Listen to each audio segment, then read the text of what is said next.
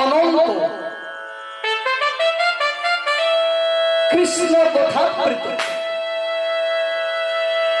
পরিবেশনের পূর্বে বাঁকুড়া জেলার চাঁদবাদি গ্রাম থেকে আগত শ্রী সনাতন গোস্বামী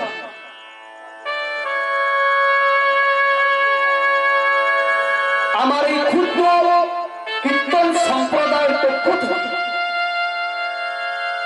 জাতি ধর্ম বর্ণ নির্বিশেষে সকল কৃষ্ণ ভক্ত অনুরাগী শ্রীপদে রইল অনন্ত কোটি দণ্ডবত প্রণাম।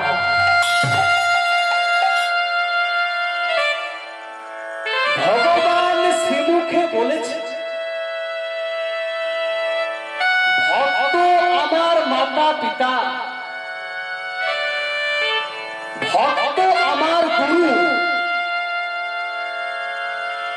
তাই তো আমি নাম ধরেছি বাঞ্ছা কল্পতরু। তারা ভগবানের কাছে ভক্ত যদি পিতা মাতা হন, গুরুতুল্য হন, তাহলে ভক্তমণ্ডলী আপনাদের মতো ভক্তের শ্রীপদে রইল অনন্ত কোটি দণ্ডবত প্রণাম। সংসারে যা ধন আছে তাকে বলে ধনী, যার জ্ঞান আছে তাকে বলে জ্ঞানী, যার পাণ্ডিত্য আছে তাকে বলে পণ্ডিত। তাহলে জ্ঞান থাকলে জ্ঞানী হওয়া যায়, মান থাকলে মানি হওয়া যায়, পাণ্ডিত্য থাকলে পণ্ডিত হওয়া যায়। আর কারো অন্তরে যদি প্রেম ভক্তি থাকে তাহলে ভক্ত হওয়া যায়।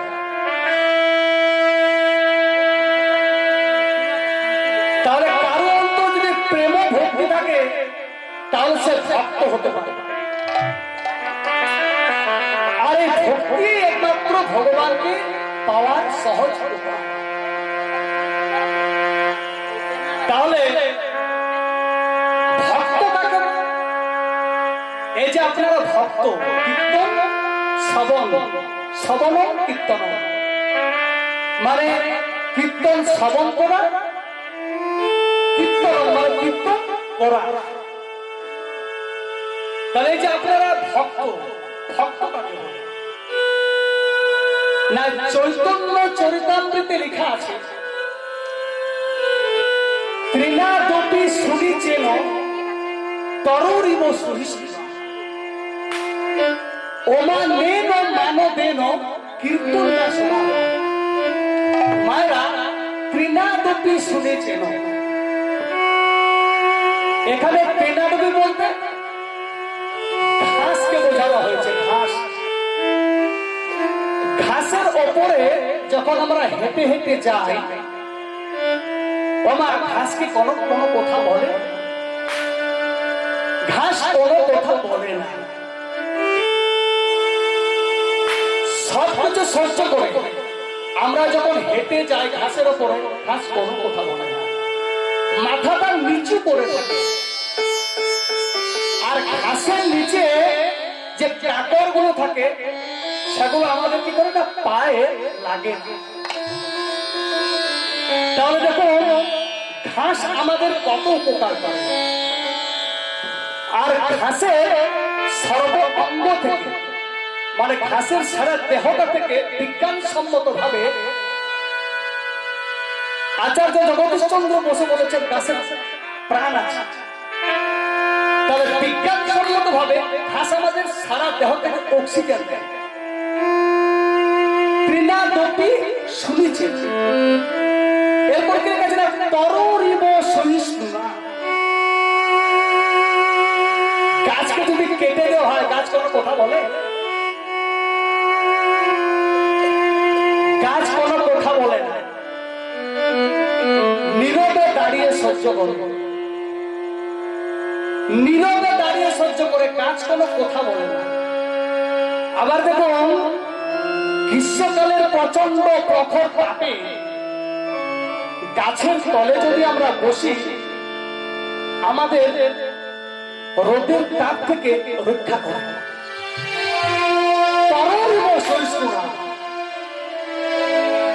আর বর্ষাকালে বজ্রপাত হবে, গাছ দাঁড়িয়ে থাকবে। গাছের গায়ে কোনো জামা নেই, রোদও সহ্য করে, জল সহ্য করে, বৃষ্টি সহ্য করে, এই প্রকৃতির বিপর্যয় সহ্য করে, ঝড় সহ্য করে।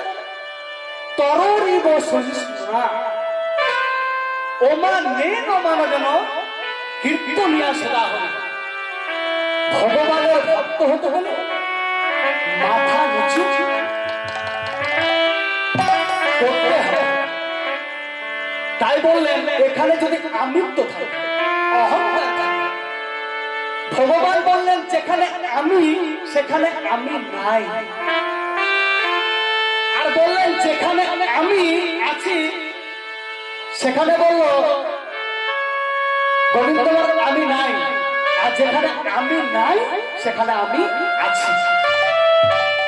আবার বলেন যে হরি নামে, হরি নামে গৌরাঙ্গ মহাপ্রভু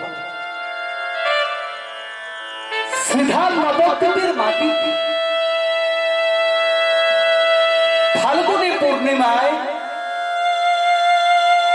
সিংহ রাশি, সিংহ লগ্নে জন্মগ্রহণ করলেন ওই নবদ্বীপের মাটিতে।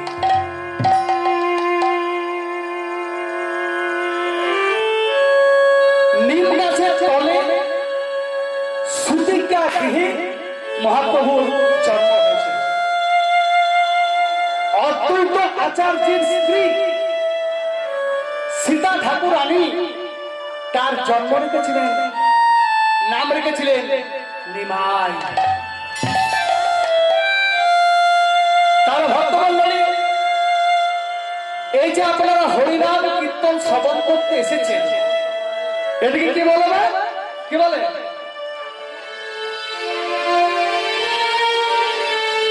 মায়েরা আমার প্রশ্নের উত্তর দেবে, তাহলে কি হবে না, লীলাটা পরিবেশন করতে সহজ হবে। যে আপনারা কীর্তন শ্রবণ করতে এসেছেন, এই জায়গাটার নাম কি না? জায়গাটার নাম হলো কি? বৃন্দাবন। যেখানে নামগান, গুণগান, কীর্তন হয়, সেই জায়গাটির নাম হলো নব বৃন্দাবন। চোখ মুজো বলুন, বৃন্দাবনে যাব, সেই বৃন্দাবনে চলে যাবে। তাহলে সবাই মিলে প্রেম সে বাহু তুলে, হাত তুলে আমার সাথে সাথে গাইবেন, ঠিক আছে? গাইবেন তো?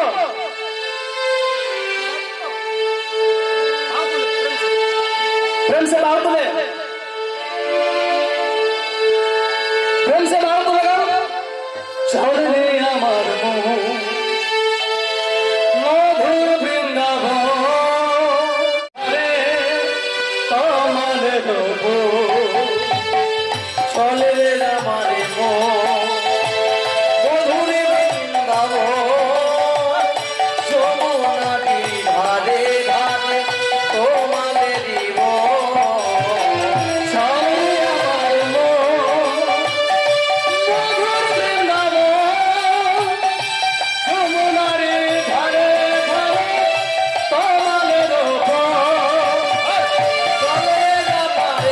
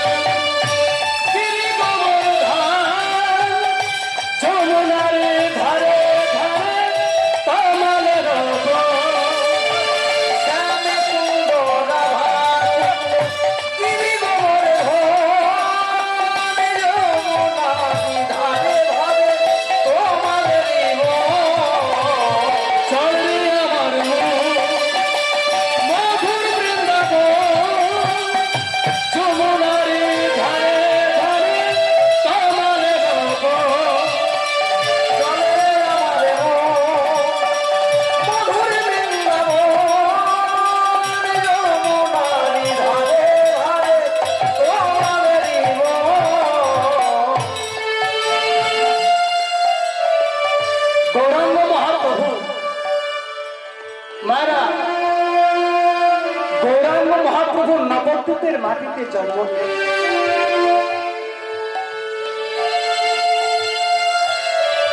তাহলে সত্য যুগে তিনি কি নাম দিয়েছিলেন? না, সত্য যুগে নাম দিয়েছিলেন নারায়ণ পরাবেদা, নারায়ণ পরাপরা, নারায়ণ পরাবেদা, নারায়ণ পরাগতি। ত্রেতা যুগে কি নাম দিলেন? না, ত্রেতা যুগে নাম দিলেন রাম নারায়ণম, মুকুন্দ মধুসূদন, কৃষ্ণ কেশব, কংসারী হয়ে বৈকুণ্ঠে ভামন। তারপরে নাম দিলেন কি? না, হরে মুরারে, মধুকৈটব হারে, গোপাল গোবিন্দ, মুকুন্দ সৌরে, যোগেশ্বর নারায়ণ, কৃষ্ণ বিষ্ণু, নিরাশ্রয় মান, জগদীশ্বর। আর এই কলিতে কি নাম দিলেন? না, হরে কৃষ্ণ কৃষ্ণ কৃষ্ণ হরে হরে, হরে রাম রাম রাম হরে। হরে কৃষ্ণ হরে কৃষ্ণ, কৃষ্ণ কৃষ্ণ হরে হরে, হরে রাম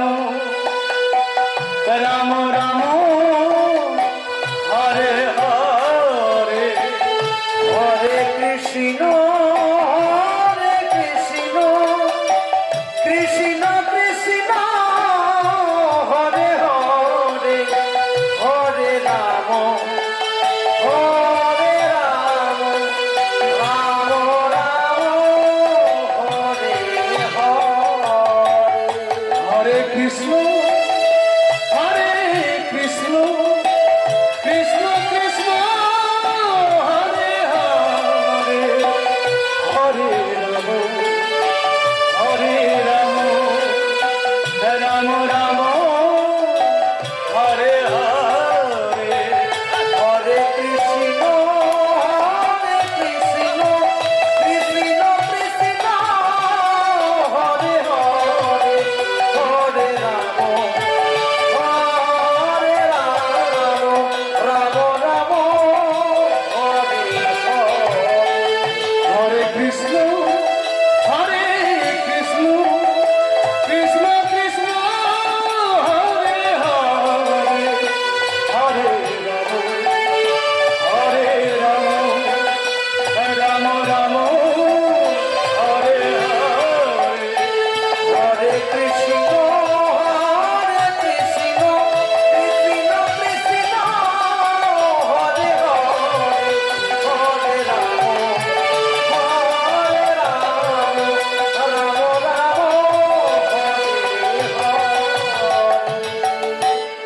গৌরাঙ্গ মহাপ্রভু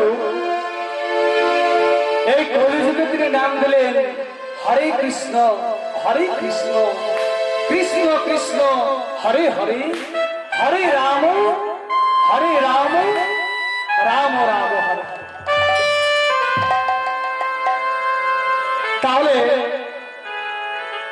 গৌরাঙ্গ মহাপ্রভু এই যে কলিযুগে জন্ম নিলেন, তাহলে কলির আগের যুগটা কি? দাপর যুগ। দাপর শেষ করে তিনি কলিতে প্রবেশ করছেন। কেমন ভাবে? না, প্রভাস নদীর তীরে ভগবান একদিন কি করেছে জানেন তো? প্রভাস নদীর তীরে একটি বৃক্ষের ওপরে, ভগবানের তো রাঙা পা, সেই রাঙা পা দুটি ঝুলিয়ে তিনি একটি বৃক্ষের উপরে বসে আছেন। মা, এমন এক জোড়া বেদ এসে ওই ভগবানের রাঙা চরণ দুখানিকে পক্ষে মনে করে একটা তীর নিক্ষেপ করেছে। আর যেই না তীর নিক্ষেপ করেছে, ভগবানের দেহটা পড়ল কোথায়? না দেহটা পড়লো প্রভাস নদীর চলে, দেহটা পড়লো প্রভাস নদীর চলে, আত্মা গেল কোথায়? বৈকুণ্ঠ। নারদ সে ঝালও থাকে, ঝলও থাকে। নারদ ছুটতে ছুটতে ছুটতে ছুটতে বৈকুণ্ঠে গিয়ে যাই না প্রবেশ করেছে। বলো প্রভু, না কি হলো? না এই সিদ্রির লোক, এই বড় বাজারের লোক, রসিকনগরের লোক একটা গুঞ্জন, না কি গুঞ্জন? না আপনি কালিও দমন করলেন, গিরিগোবর্ধন পর্বত ধারণ করলেন, ৩৩,০০০ ভোট কংসকে বধ করলেন, পুতনা বধ করলেন। তাহলে ওই ব্যক্তিটা এমন কে যে আপনাকে বধ করল? ভগবান এসে বলছে, তুমি ঠিকই বলেছো, ওই যে আমাকে বধ করেছে তার কি নাম জানো? তার নাম হলো বালির পুত্র অঙ্গ। ত্রেতা যুগে যখন আমি রামচন্দ্র ছিলাম, সুগ্রীবের পক্ষ নিয়ে আমি বালিকে বধ করেছি। তখন অঙ্গদ আমাকে বলেছিল যে প্রভু, আমার বাবাকে যে বধ করেছে আমি যেমন তাকে বধ করব।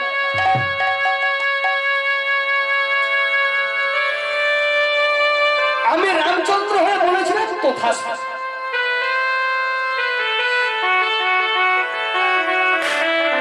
তবে মনে মনে চিন্তা করে দেখলাম যা বাবা, আর যেটা বললাম সেটা আমি নিজেই গৌর হয়ে যাব। আমি তো নিজেই হয়ে যাব। তখন তিনি বললেন, শোনো, এই ত্রেতা যুগে হবে না, দাপর যুগে হবে। দাপর যুগে আমি তোমার মনোবাঞ্ছা পূর্ণ করব।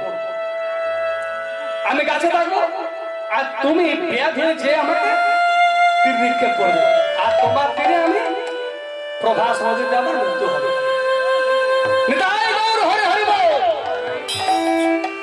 কীর্তনের মাঝে না একটা করে তত্ত্ব কথা লুকিয়ে আছে। কীর্তন মন দিয়ে শুনতে হবে, মন দিয়ে যদি না শুনে কীর্তনের কিছু বুঝতে পারবেন না। তাহলে সাধু গুরু বৈষ্ণবের পদধূলি মাথায় নিয়ে, গুরুদেবের পদধূলি মাথায় নিয়ে শুরু করব আজকের লীলাটা। তাহলে সেই যে দেহটা, সেই দেহটা পড়লো কোথায়? না সেই দেহটা পড়লো প্রভাস নদীর জলে। আর ভাসতে ভাসতে ভাসতে ভাসতে গেল কোথায়? না ভারত মহাসাগরে। ভারত মহাসাগরের সঙ্গে টাচ কার? না আরব সাগর। আর আরব সাগরের সাথে টাচ কার? না বঙ্গোপসাগর। এই দেহটি ভাসতে ভাসতে এলো কোথায়? না বঙ্গোপসাগর। সেখানে দারু ব্রহ্ম কাষ্ঠ সেটি পরিণত হলো। আর সেই দেহটিকে জগন্নাথ, সুভদ্রা আর বলরাম তিনটি মূর্তি তৈরি করা হয়। তাহলে দাপর যুগ শেষ হলো, কলি আগত হলো, গৌরাঙ্গ মহাপ্রভু জন্ম নিলেন জগন্নাথ মিশ্রের বাড়িতে শচী মায়ের গর্ভে।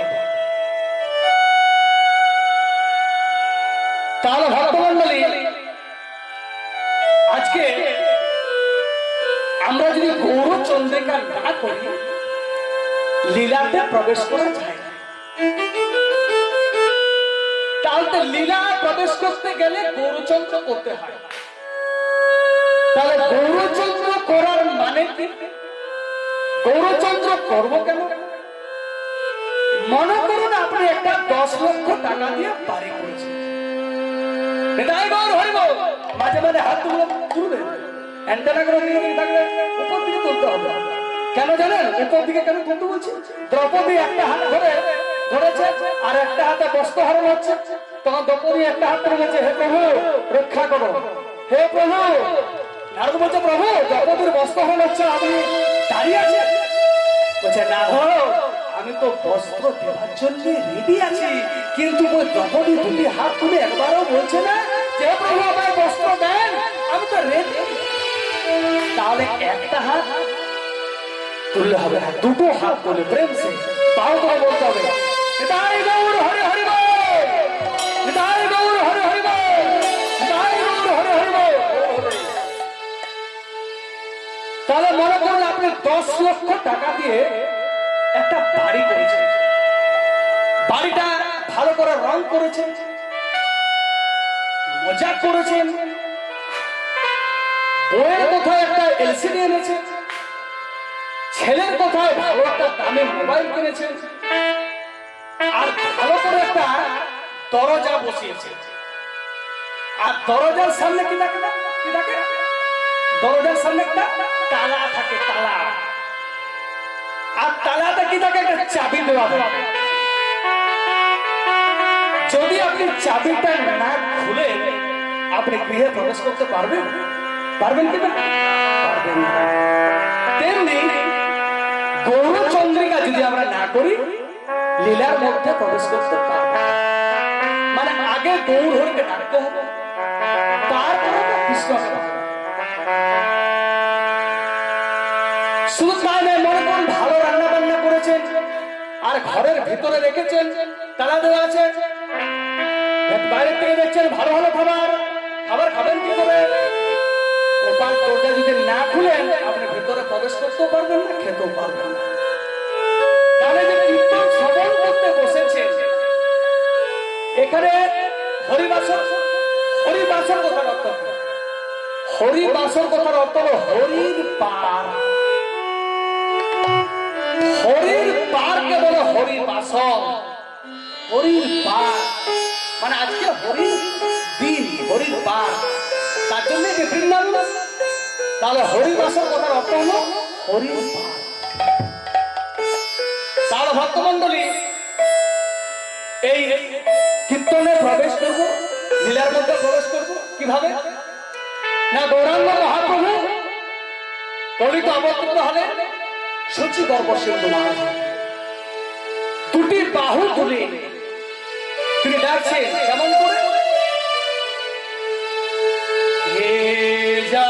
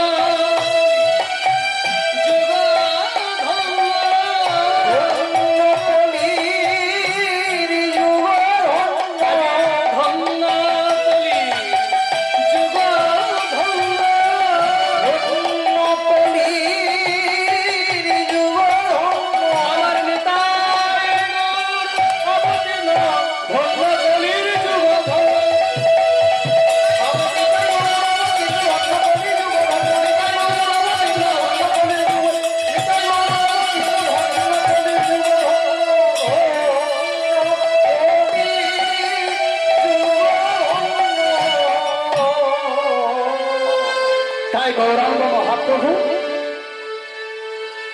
মনে মনে চিন্তা করছেন, তার অত্যাচারে জর্জরিত হওয়ার জন্য বৈষ্ণব প্রদক্ষতা দু একটি দৃষ্টান্ত দিয়েছে। নাকি দৃষ্টান্ত না, এক জনৈক ব্রাহ্মণ একদিন ক্ষুধায় তৃষ্ণায় কাতর হয়ে পথমধ্যে বাড়ি ফিরছে।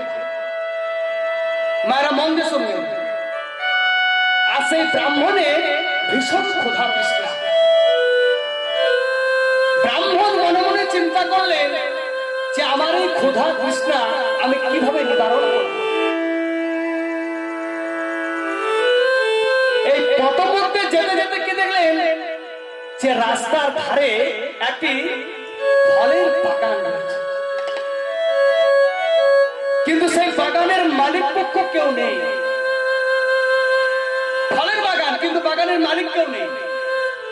ব্রাহ্মণ বাগানে প্রবেশ করেছে, প্রবেশ করে একখানি ফল তুলেছে। ফলটা তুলে কি করেছে না, নিজের অঞ্চলে রেখে ভালো করে বেঁধেছে। মনে মনে ভাবছেন যা পরে সেবা হবে। কলি জানতে পেরেছে যে ব্রাহ্মণ সৎ পথে ফল নিয়ে আসছে। রাজা পরীক্ষিতের সঙ্গে কলির যুদ্ধ হলো। বলছে কলিকে হত্যা করব, কিন্তু কলি বললেন প্রভু এই কলি যুগে আমাকে বাস করতে হবে, আমাকে থাকার জায়গা দিতে হবে। যদি আপনি না দেন তাহলে সৃষ্টির অবমাননা করা হবে, আপনাকে জায়গা দিতে হবে। বললেন ঠিক আছে, আমার রাজত্বে নয় তো আমি জায়গা দেব। কোথায় না, যেখানে মদ্যপান হবে সেখানে তোমার স্থান হবে, বেশ্যাগৃহে তোমার স্থান হবে। আর কোথায় হবে? যেখানে হরি নাম সৎ আলোচনা সেখানে তোমার স্থান হবে। আর কোথায় হবে না, ওই যে মায়েরা সোনা, এই যে আমরা সোনা দানা করি, সোনার স্থান। কেন না, পরীক্ষিতের মুকুটে ছিল কি সোনা।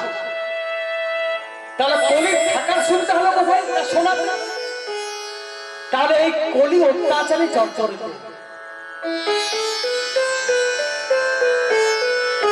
ব্রাহ্মণ সৎ পথে ফল নিয়ে আসছে, আর কি করে যে ফলের উচিত মূল্য গাছের গোড়াতে নামিয়ে দিয়েছে।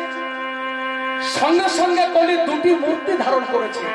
একটি মূর্তি রাস্তার ধারে দাঁড়িয়ে আছে, আর একটি মূর্তি কি করেছে না, ফলের মধ্যে প্রবেশ করেছে।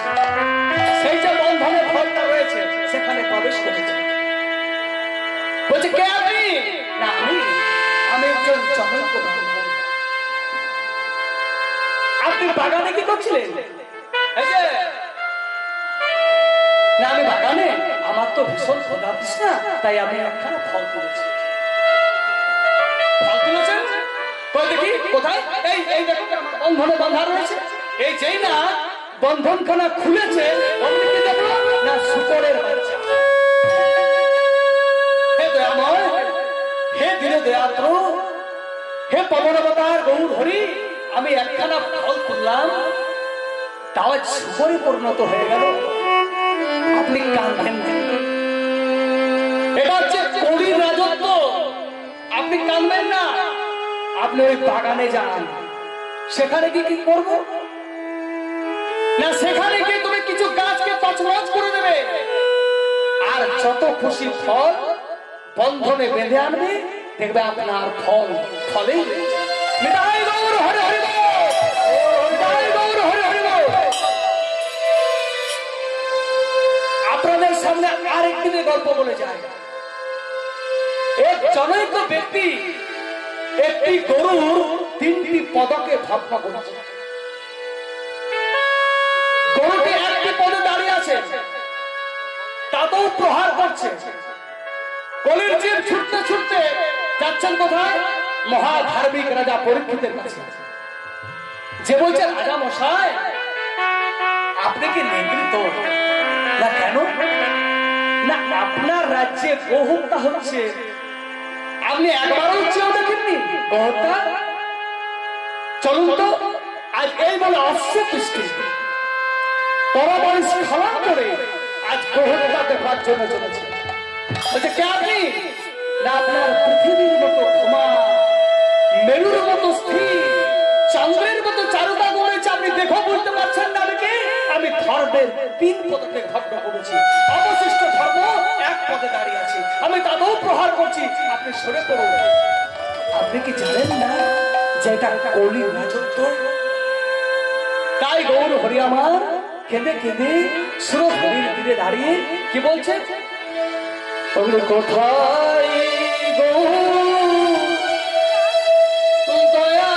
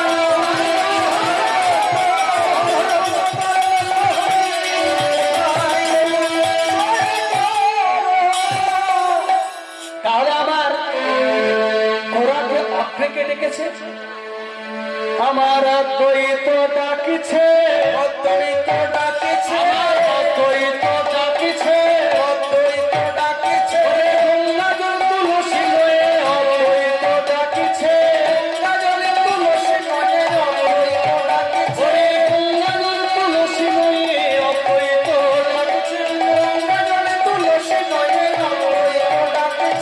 গঙ্গা জল তুলসী লয়ে অদ্বৈত ডাকিছে, গঙ্গা জল তুলসী লয়ে অদ্বৈত ডাকিছে। অদ্বৈত আচার্য ওমায়রা, অদ্বৈত আচার্য প্রভু ভগবানের থেকে 52 বছরের বড়। 12 বছর একটি করে তুলসী গঙ্গাতে নিবেদন করতেন আর বলতেন, হে গোবিন্দ, হে গোবিন্দ, হে বিনোদনাথ, এই কলির অত্যাচার আর সহ্য হচ্ছে না, একবার তুমি এসো প্রভু। অদ্বৈত আচার্য একটি করে তুলসী নিবেদন করতে আর গৌর হরিকে আহ্বান করতে। অদ্বৈত আচার্য যখন ডাকলেন, গৌরাঙ্গ মহাপ্রভু নবদ্বীপের মাটিতে জন্ম নিলেন।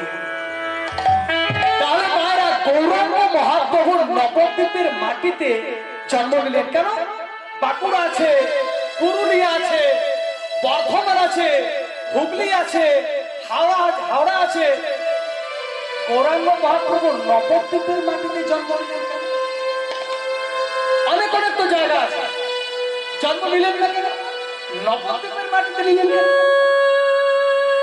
জানার বিষয় না, কেন নিলেন? একদিন ভগবান বৈকুণ্ঠে সত্যভামা আছে, রুক্মিণী আছে, গোবিন্দ আবার কি করলেন? শুয়ে পড়লেন।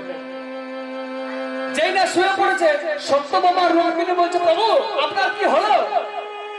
সত্যভামা, রুক্মিণী, আজ আমার কি হয়েছে জানো? আজ আমার শিরোপীড়া হয়েছে। শিরোপীড়া মানে শরীর খারাপ হয়েছে। না প্রভু, তাহলে কি হবে? সঙ্গে সঙ্গে বলতে না বলতেই নারদ এসে উপস্থিত। ছালো থাকে জল থাকে। নারদ এসে বলছে, প্রভু আপনার কি হয়েছে? না নারদ, আমার কি হয়েছে জানো মায়েরা? একটা গল্প করবেন না, মন দিয়ে শুনুন। না বললেন আমার শিরক পীড়া হয়েছে, আমার মৃত্যু হবে। সে কি প্রভু, আপনার মৃত্যু হবে? আমরা তো চাই না আপনার মৃত্যু হলে আমরা কাকে দিয়ে থাকবো? বললেন তাহলে আপনার এই শিরক পীড়া থেকে মুক্তির পথ কি? বললেন আর পথ একটাই, আমার বৈষ্ণবের পদধূলি, আমার ভক্তের পদধূলি যদি নিয়ে আসতে পারো, আমার মাথাতে ঠেকাতে পারো, তবেই আমি শিরক পীড়া থেকে মুক্তি পাবো। নারদ কি করলেন? মনে মনে চিন্তা করলেন। ভগবান বললেন, আচ্ছা নারদ, তুমি তো সব থেকে বড় বৈষ্ণব, তাহলে তোমার চরণ ধূলি যদি আমার মাথাতে ঠেকিয়ে দাও, আমি শিরক পীড়া থেকে মুক্তি পাবো। নারদ বলছে, প্রভু আমি কি এমনি হব? আমার পদধূলি দেবো আমি, দিয়াকে আমি এমনি হব? যার নাম আমি দিনে রাতে জপ করি, তাকে কি আমি দিতে পারি আমার পদধূলি? তাহলে প্রভু আমি কোথায় কবে পাবে? তুমি বৃন্দাবনে যাও। নারদ দুটি বাহু তুলে নৃত্য করতে করতে, নাম করতে করতে করতে চলেছে। হরে কৃষ্ণ হরে কৃষ্ণ কৃষ্ণ কৃষ্ণ হরে হরে, হরে রাম হরে রাম রাম রাম হরে হরে, হরে কৃষ্ণ কৃষ্ণ কৃষ্ণ হরে হরে, হরে রাম রাম রাম হরে হরে, হরে কৃষ্ণ কৃষ্ণ হরে হরে, হরে রাম রাম রাম হরে হরে। হরে কৃষ্ণ কৃষ্ণ কৃষ্ণ হরে হরে, হরে রাম রাম রাম হরে হরে, হরে কৃষ্ণ কৃষ্ণ কৃষ্ণ হরে হরে, হরে রাম হরে হরে। এই নৃত্য করতে করতে যাই না বৃন্দাবনের মাটিতে গিয়ে প্রবেশ করেছে। উনি বলছে, নারদ ও প্রভু আপনি বৃন্দাবনে? না বলো না, ভগবানের শিরক পীড়া হয়েছে, তোমাদের পদধূলি যদি না দাও তাহলে ভগবান আর প্রাণে বাঁচবে না। তোমাদের পদধূলি দিতে হবে। বলো পদধূলি না না না, কত নেবে না, তা নিয়ে যাবে কিসে? না বললে আমার এই নামা বলিতে দাও। আজ ব্রজগোপীরা কি করেছে? নামা বলিতে যত পদরজ ব্রজগোপী এক নামা বলি দিয়েছে, ভর্তি করে দিয়েছে। বলে যাও নিয়ে যাও। বলো গো তোমরা যে এই গোবিন্দকে আমার প্রভুকে পদরজ দিলে, তা তোমাদের কি হবে জানো? তোমাদের নরকে বাস হবে। বলছে নারদ প্রভু, আমাদের পদধূলি যদি ভগবানকে দিলে আমাদের নরকে বাস করতে হয়, আমরা নরকেই যাব। আমাদের দেহ প্রাণ যৌবন আমরা গোবিন্দ চরণে অর্পণ করে দিয়েছি, তাহলে আমাদের পদরজ নেই, আমরা সমস্ত অর্পণ করে দিয়েছি। ভক্তমণ্ডলী, এই গ্রামটা হলো ব্রাহ্মণের গ্রাম। আমি জানি আপনারা খুব ভালো ভক্ত। এই যে এত সুন্দর আপনারা কীর্তন শ্রবণ করছেন, আমার খুব আনন্দ লাগছে, খুব ভালো লাগছে। গ্রামটা কি না ব্রাহ্মণের গ্রাম। আমাদের ব্রাহ্মণের গ্রামে একটা পৈতা থাকে, পৈতাটা কি থাকে কোথায়? নটা। ব্রাহ্মণ এমনি এমনি হয় না, ব্রাহ্মণের কতগুলি গুণ আছে। কি গুণ জানেন? নটি কি? সম, দম, তপ, ক্ষান্তি, শৌচ, জ্ঞান, বিজ্ঞান, আস্তিক্য আর জল।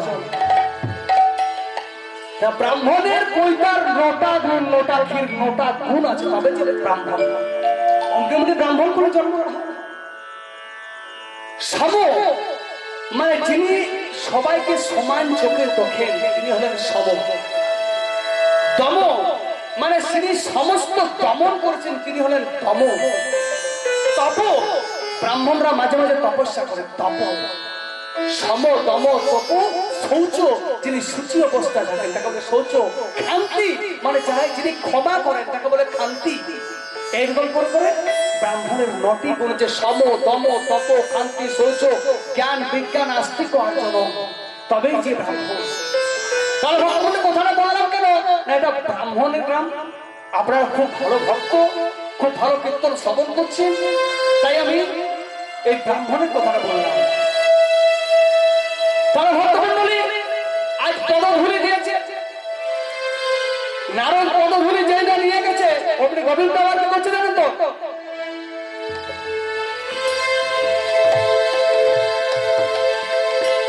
পাইচারি করছে। এমন সময় নারদ বলছে, প্রভু আপনি সুস্থ হয়ে গেছেন? তুমি যখন ওই ব্রজগোপীর পদধূলি ওই নামাবলী আমাকে নিয়েছো না, তখন আমার পদধূলি কি করবো না, কাজ করে 3 বার মাথার উপরে ঘুরিয়ে আর ছুড়ে দেবে। আর সেই নামাবলীর পদধূলি গুলো 3 বার মাথার উপরে ঘুরিয়ে দিয়েছে না ছুড়ে দিয়েছে, অমনি সেটা উল্টে উল্টে পড়লো কোথায়? ওই নবদ্বীপের মাটি। নটি দ্বীপে, নদীয়ার নবদ্বীপে 9টি দ্বীপে পড়েছিল বলে তার নাম হলো নবদ্বীপ। তাহলে অদ্বৈত আচার্য একটি করে তুলসী নিবেদন করতেন, আর গৌরাঙ্গ মহাপ্রভু জন্ম নিলেন জগন্নাথ মিশ্রের বাড়িতে সচিবায়ের কর্তন। শ্রীকৃষ্ণের যতক খেলা সর্বোত্তম নরলীলা, নর গোপু তাহার প্রকাশ। গোপ বেশ বেণুক, নট কৈশব নটব, নরলীলা তাহার প্রকাশ। শ্রীকৃষ্ণের যতক খেলা মানে মানে লীলা। শ্রীকৃষ্ণের যতক খেলা সর্বোত্তম নরলীলা, শ্রেষ্ঠ লীলা কিনা তার নর মানব দেহ ধারণ করে তার লীলা। নর গোপু, গোপ মানে শরীর, নর গোপু তাহার প্রকাশ। গোপ বেশ বেণুক, গোপ বেশ বেণুক, নট কৈশব নটব, নরলীলা তাহার প্রকাশ। তাহলে তারপর যুগে ভগবান কত বছর লীলা করছেন না? আর যোগটা ভালো করে পড়ে দেবেন তো। তারপর যুগে লীলা করছেন কত বছর? 125 বছর। 125 বছর। তাহলে দ্বারকায় কত বছর করেছেন না? দ্বারকায় করেছেন 11 বছর। বৃন্দাবনে কত না? বৃন্দাবনে করেছেন 11 বছর। আর মথুরাতে করেছেন 11 বছর। তাহলে 11 কত হয়? 22। আর দ্বারকায় কত বছর করেছেন? 103 বছর। তাহলে বৃন্দাবনে 11 বছর, মথুরাতে 11 বছর, দ্বারকাতে 103 বছর। টোটাল কত? 125 বছর তিনি লীলা করেছেন। সেখানে ত্রেতা যুগে রামচন্দ্র কত বছর করেছেন না? 11,000 বছর। মায়েরা, রামচন্দ্র লীলা করছেন 11,000 বছর তিনি জীবিত ছিলেন। অযোধ্যা রামচন্দ্র, মর্যাদা পুরুষোত্তম। সেখানে দাপর যুগে ইনি কত? 125 বছর। আর আমরা এই কলির জীব অধম কত বছর? 7 বছর। কর্মাও যোগ 80, কারোবা 100। তাহলে ভগবান মনে মনে চিন্তা করলেন কলির জীবের অল্প পরমাও, এরা বেশি দিন বাঁচবে না, এরা বেশি দিন সংসার করতে পারবে না, কম পরমাও। তাহলে এদের কি দিতে হবে না? এরা যাগযজ্ঞ করতে পারবে না, ধর্মীয় অনুষ্ঠান করতে পারবে না। তাহলে কি দিতে হবে? সহজ পথ দেখিয়ে দিলেন, 2টি বাহু তুলে হরি নাম, হরের নাম, হরের নাম, হরে নাম কেবলম কলু নাস্তিব নাস্তিব নাস্তিব গোবিন্দনাথ। এই কলিযুগে যার যোগ্য ধর্মানুষ্ঠান সাধনায় মুক্তি লাভ হবে না। কিসে মুক্তি লাভ হবে? না একমাত্র নামে। ভজে ভজে